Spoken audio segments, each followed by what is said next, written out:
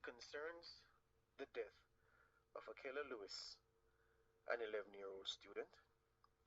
And it's important to read this report because there were releases sent by government agencies that right. So those reports were sent, those releases were sent, and a conclusion was drawn, provisionally it must be said, and that fed the conversation and the discussion about the death of the 11-year-old. It became mired in a political matter, unfortunately. And so the CDA has done an investigation. Let's hear what she found, not the CDA, the OCA, and the CA, the Children's Advocate. We're going to also remind you of what was said in the releases on the day that Akelia died, just for perspective and depth of information. So, this is a 32-page report. It begins talking about Akelia on page 5. It says, Akelia Princess Lewis, who was born on April 24, 2004, died on Friday, September 18, 2015. At the time of her death, she was a grade 5 student at Pricklypole Primary and Infant School. Since then, there have been a number of theories and versions that have surfaced within the public domain. Two of the more popular stories have been that the child died after being hit by a bus while she was a participant in the protest at Claremont, while yet another is that she died while on one of the buses headed for Claremont. And just a note here, notes to the report, the OCA says on page 5 that Akelia's birth certificate reflects Lewis as her surname, even though her father's surname is Smith. According to Akelia's mother, she registered her as Lewis because during her pregnancy with Akelia, Mr. Ernest Smith, Akelia's father, did not treat her well. Hear that? So Smith comes up, and Smith is going to be very important as we go along. The OCA's investigations have found that neither of those theories about how Akelia died is accurate. Remember now, the OCA said two of the more popular stories were that one, the child had been hit by a bus while a participant in a protest at Claremont, while the other was that she died while on one of the buses headed for Claremont. Now, the OCA's investigations found that neither of the claims is accurate.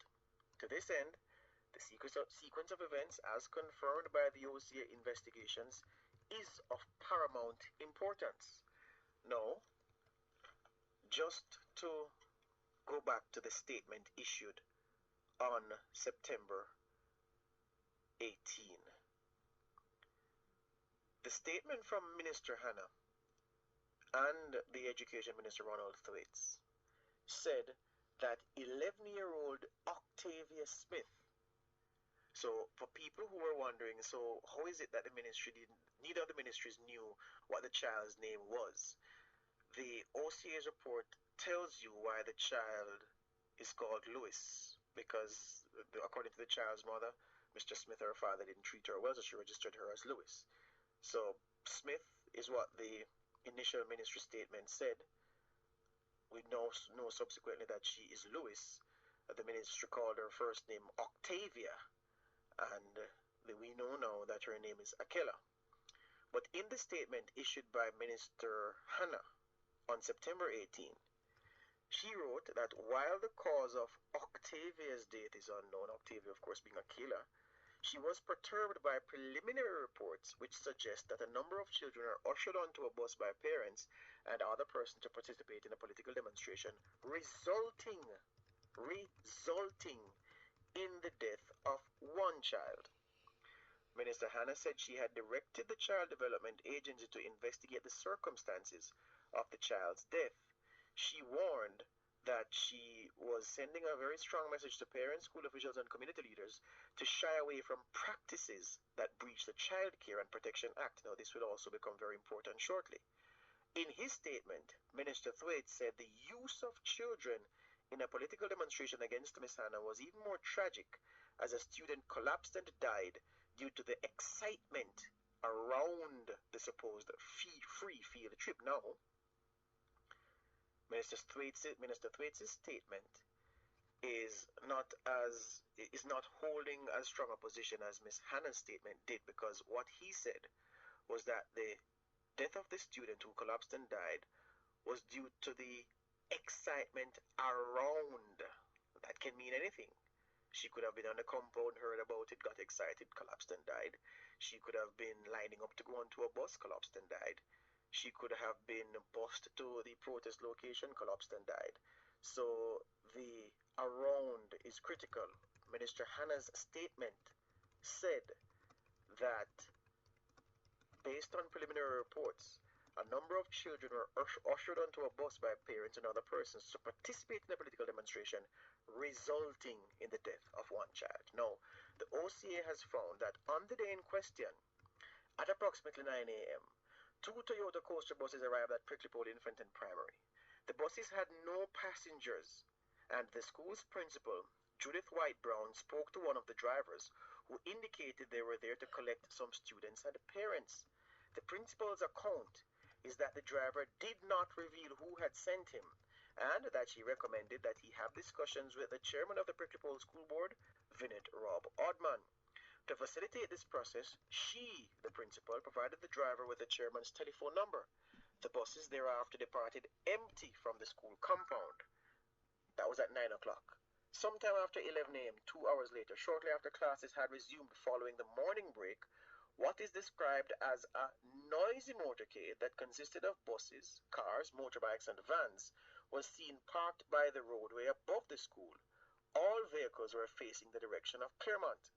The scene as described was a rather chaotic one, as horns were being blown. Persons who were later identified as parents and guardians were beckoning from the vehicles for children to come, and at least two persons were heard to say, "Send out the picnic them."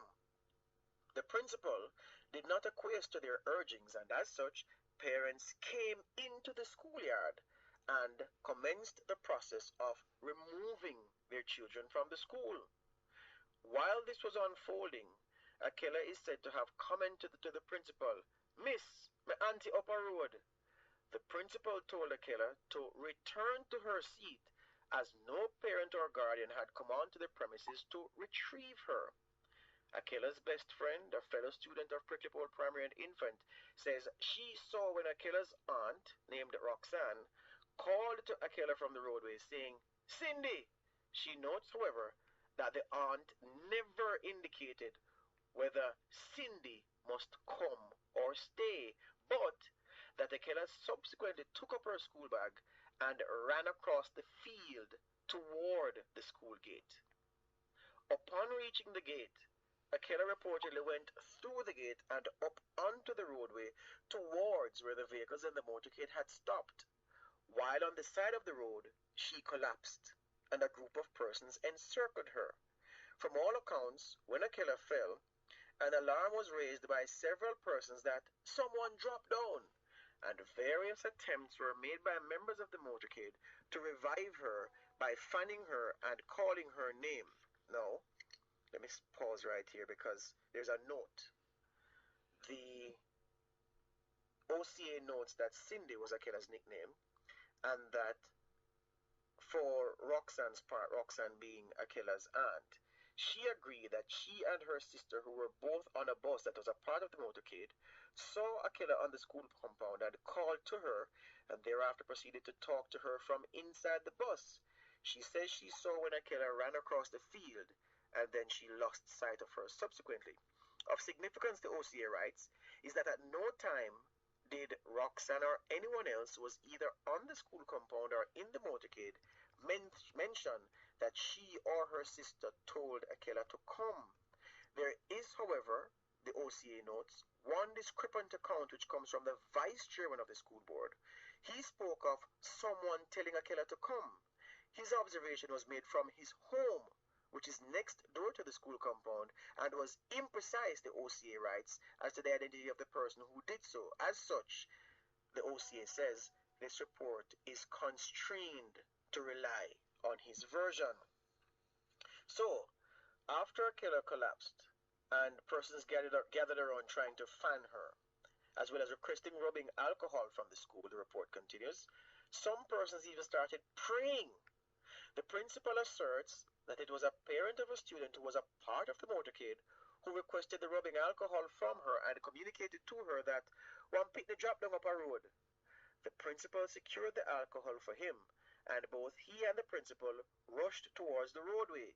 It was at that time that she discovered that Akelia was the child being referred to, as she saw her lying on the roadway immediately above the school compound. At least 3 female relatives of Akelia, who were members of the motorcade, were reported to have highlighted from the various vehicles in which they were passengers, and tried to lend their efforts to the attempts at reviving Akelia. When it was apparent the efforts were not reaping much success, the principal called out to Ms. Colleen Robb, who's employed as the cook at the school, instructing her to call Mr. Francois Douglas. He's the teacher of grades 5 and 6, and he owns a motor vehicle. Mr. Douglas responded shortly thereafter and was asked to transport Akelia to the Alexandria Community Hospital. He did so and was accompanied by Ms. Robb, the cook. After Mr. Douglas departed from the school with Akelia, the vehicles in the motorcade traveled with their passengers in the opposite direction towards Claremont. En route to the Alexandria Hospital, Ms. Robb reports that Akelia was crying out and seemed to be in a lot of pain. Ms. Robb also mentions that something slimy was coming from her mouth. Upon reaching the 8 Miles district, which is along the way to the hospital from the school, they stopped along the roadway to collect Akelia's father, Mr. Ernest Smith, otherwise called Bamboo. He joined them on the journey. Up to this point, Akelia was still alive, as she was still crying out in pain. Ms. Robb's account, however, is that after a while, she stopped crying, and there was no response. When they arrived at the Alexandria Hospital, Mr. Smith lifted his daughter out of the vehicle and rushed her inside. She was attended to by 2 nurses and 1 doctor. According to Akelia's medical records, the doctor on duty performed certain routine checks as well as CPR on her, but got no response. Akelia was pronounced dead at approximately 12:30 p.m. on Friday, September 18. We're going to take a break, and when we come back, we tell you what the OCA's investigation has found to have been the cause of death.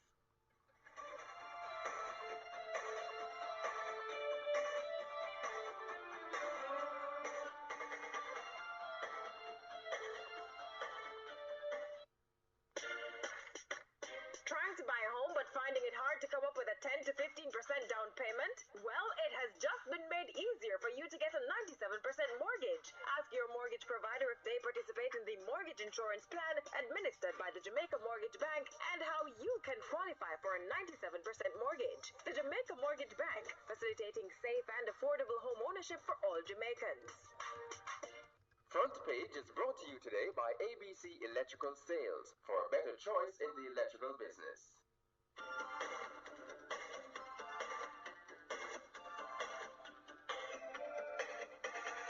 Welcome back to the Front Page. My name is George Davis, reading for you the OCA's, that's the Office of the Children's Advocate, interim report on the investigation into the incident on Friday, September 18, 2015, surrounding the death of Akelia Lewis, the 11-year-old student at the Prickly Pole Primary and Infant School in Claremont, Southeast St. Anne. Now remember, I read before the break that the father, the cook, and Mr. Douglas, the grade 5 and 6 teacher who owned a motor vehicle at the school, were the ones with Akelia on her way to the Alexandria Community Hospital.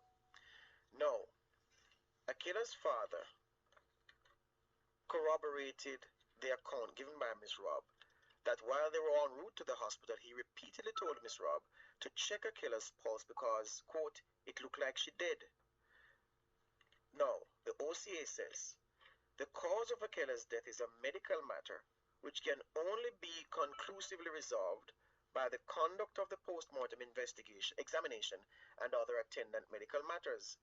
At the time of this report, the result of the post-mortem examination remains inconclusive, and as such a definitive conclusion is not yet available.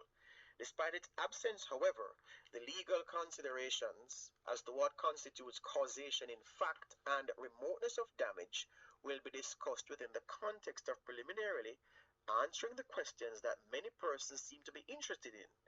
Can the demonstration and or its organizers be properly seen to be the cause of Akela's death. Okay, so the OCA continues.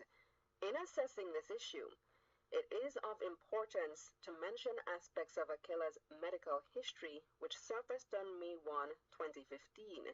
That day was sports day at the Prickly Pole Primary and Infant School, and Akela was in grade 4 at the time. During one of the races in which she was participating, she collapsed and had to be lifted from the field into a classroom. From there, Akelia was transported from school by the teacher in his private motor car to the Alexandria Community Hospital. On that occasion, they were accompanied by Mr. Alonzo Johnson, who was employed as a caregiver in the infant department at the Prickly Pole Primary and Infant School and served as a volunteer in the canteen. Mr. Johnson is also Akela's brother, as they share the same mother. It's estimated that Akelia lost consciousness for approximately 20 minutes before regaining consciousness while on the way to the hospital. Upon arrival, she was attended to by a doctor who physically examined her, and according to her brother, Alonzo, he commented that Akela's heart was beating. No, the doctor commented that Akela's heart was beating faster than it should under normal circumstances.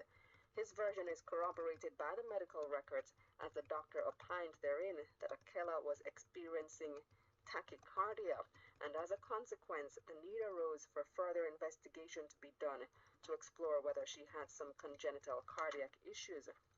It's documented that an urgent referral was made to the St. Anne's Bay Hospital for an urgent electrocardiogram, that's an ECG, and further examinations to be conducted on Akelia. To date, that referral was never acted upon, and the issue is shrouded in some amount of discrepancy. What further compounds the problem is the additional information concerning the medical history of Akela's family on the maternal side that was provided to the doctor on May 1 by Alonzo. It's documented that one of Akela's brothers, Joanne Johnson, had heart surgery during which a machine was placed in his heart. He subsequently died at 18 years of age. Yet another sibling, a sister named Shanna K. Henry, who's still alive, is reported as having a disease of the heart which caused her on one occasion to be hospitalized for approximately 1 week. All right. The OCA continues, our assessment of all that was unearthed in our investigations, however, points to an element of denial on the part of the family in relation to any underlying medical issues that Akelia may have had, and the need to attend to them through orthodox methods of medical science. There seems to have been a predisposition which favored a greater reliance on superstitious beliefs and practices. Akela's father, for instance, the OCA writes, has openly expressed the view that a duppy had been on Akelia from she came to live with his family at the age of 6 weeks old, and as a result he carried her to a mother woman to find out if something was really wrong with her. The mother woman's assessment, according to Mr. Smith, was that Akelia indeed had evil spirits on her, and in order to get rid of them, he needed to call her Cindy, which was the name of his, Mr. Smith's, deceased grandmother. Another example of this belief in superstition manifested itself in his assessment of how Akelia came to collapse at Sports Day in May this year. He opined that, quote, a duppy had boxed her down, end quote. This preference for the supernatural is perhaps what led Mr. Smith to assert that Akelia was, quote, never a sickly child, end quote, even when, in another breath, he admitted in conversation with the police at the Alexandria station that he always told Akelia not to run because when she did, she sometimes complained of pains in the chest and shortness of breath. Against this background, the OCA writes, it seems reasonable to cautiously infer, pending the final outcome of the post-mortem examination, that Akelia may very well have had a pre-existing medical condition that significantly contributed to or caused her untimely death. If that condition related to the heart went undetected and undetreated, it seems rather probable that this would have compromised her health in a very serious way. Despite this perspective, could the events of September 18 be properly linked and portrayed as the cause of Akelia's death? That is a very important question. Now, the OCA continues. In law, The principle of causation has been widely and repeatedly considered, and it is the legal concept that determines when an event or a would-be tortfeasor's actions can be said to be the cause of a particular result. There is no place for the emotive assessment or for the casually expressed thought, for example, that it must have been the demonstration that led to Akela's death. Likewise, before a would-be tortfeasor can be properly held liable for the harm suffered, even where causation in fact has been established, remoteness of the damage has to be assessed in a bid to determine if the causal link has been broken. It continues. Let us continue on page 16. It says the OC report continues. Beg your pardon.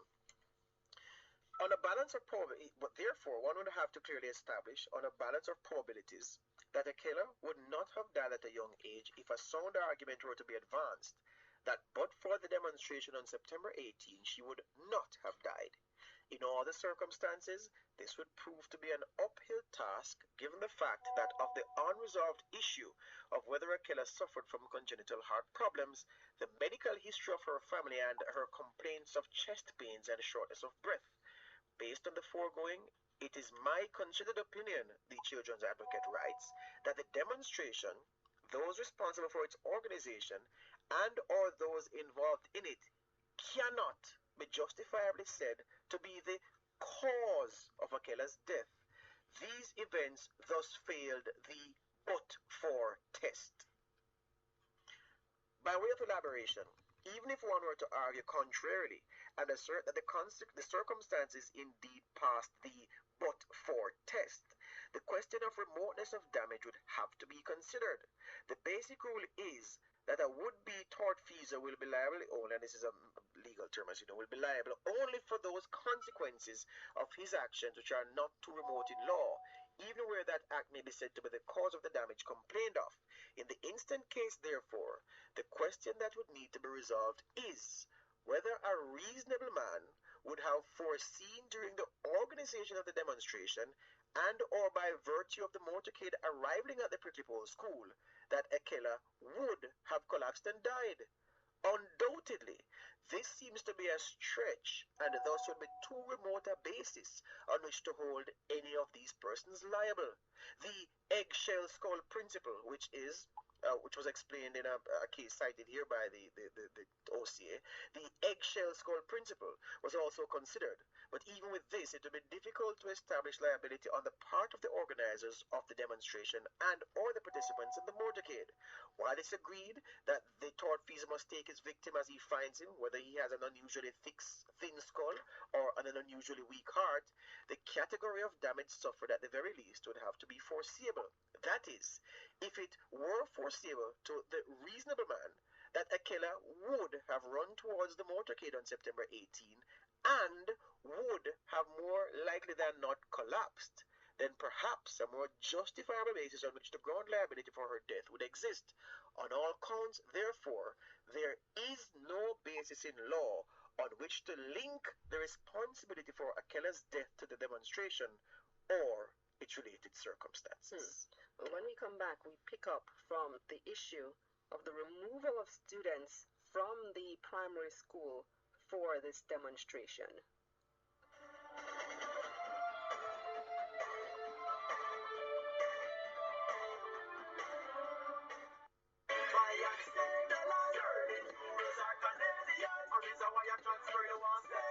Selling always great.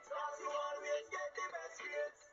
Best rate and you get the best deal. Get more for your money. Sign and seal. I forget your dollar. Don't stress yourself. Them can have it for your pan reserve. And send dollars. Sterling, euros or Canadian. Or is that why you transfer your one? No, no. It's the place to go. The best rate that can be There's no place like home, and there's no home phone like DigiHome. Make the move and save when you sign up for a DigiHome home phone plan and call any Digicel phone for as low as 49 cents per minute. Plans start at $8.99 per month with no deposit, no installation fee, and no line rental. Just plug in and go. Text 1024 to 137 free for more info. Digicel, the extraordinary. A new story is making the rounds. Beauty, practicality, durability. Not descriptions usually found on the same page, but at Matalon Roofing, the script on roofing has been rewritten, from design to installation. And every chapter leaves you in awe. Vintage and contemporary designs that boast character and class. The plot thickens in a setting that embraces the elements, heat, humidity, and hurricanes. Designed with you in mind, Matalon Roofing exceeds industry standards with applications for large and small projects island-wide. Precision at a new height. Matalon Roofing. End of story. Visit our showroom at 691 Spanish Down Road and at matalonroofing.com.